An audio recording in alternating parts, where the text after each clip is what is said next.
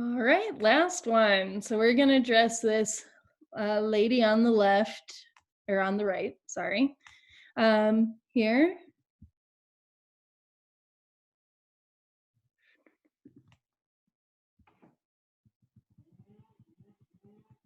Get through all of this really quick. Okay, here we go. So this character, I am also going to dress her in a shirt and pants. But for this, we're sort of imagining that she's wearing clothes that are made from a sort of stretch material, something like a knit, or a stretch jean, or kind of spandex. Um, would be another material that would sort of follow these rules. So I've given her a pink shirt, some gray jeans, and let's get started. All right, so when you're dealing with a sort of stretch material, you're going to find that the folds have way more to do with how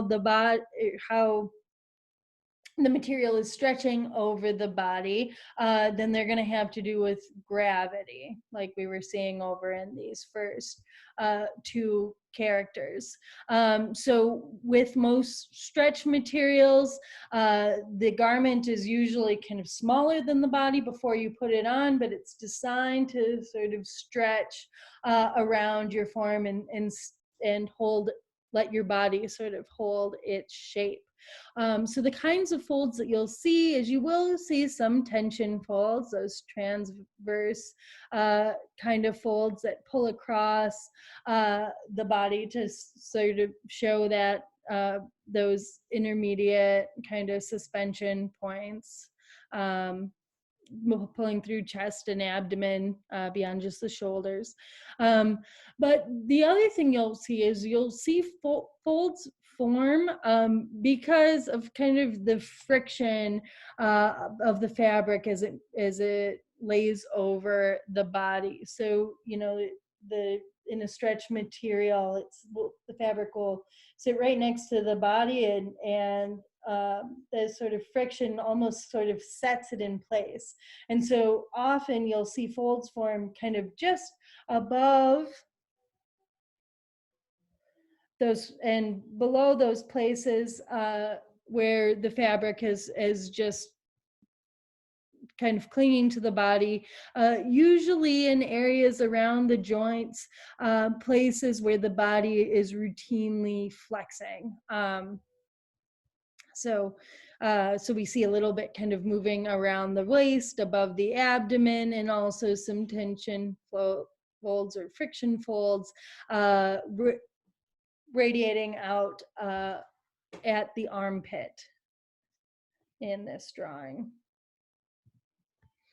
Again, like I said, in areas where you're going to be having sort of frequent and repeated flexing of the joints, you'll see some friction folds that look a lot like tension folds, but the interesting thing is they'll kind of stay in place whether the arm is bent or whether it has been extended again. They just sort of open and close like an accordion, or like bellows a little bit more. In designing or describing fabric or clothing, you might be interested in creating a pattern on that surface. I highly recommend really establishing your fold positions carefully, and then letting them help guide how the pattern is going to be informed by the body and informed by those folds. So here I have all my fold pattern set. And now I'll go ahead and start laying in a stripe pattern based on the positions set by my folds. Sort of my stripes arc down towards the waistband because that's arcing down. They arc up with the tension friction folds around the armpit, and they stretch straight just as that tension fold across the breast does. So folds guide where the pattern is going to go. arms get a lot more predictable. Those spiral folds can really create a good guideline for the direction of the stripes as they move around the cylindrical shapes of the arms. Looking at a stretch jean or stretch pant, again, same rules mostly, that fabric is going to be clinging to the body. It is not going to be affected by sort of the drag of gravity, but you'll definitely see some friction folds that follow that spiral pattern moving around the knees and the ankles, right at those, and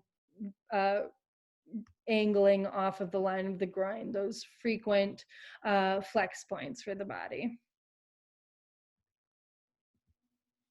Finishing it out with some detailing up through the waist that also suggests the underlying form, and seaming on the side as well. And there you have it.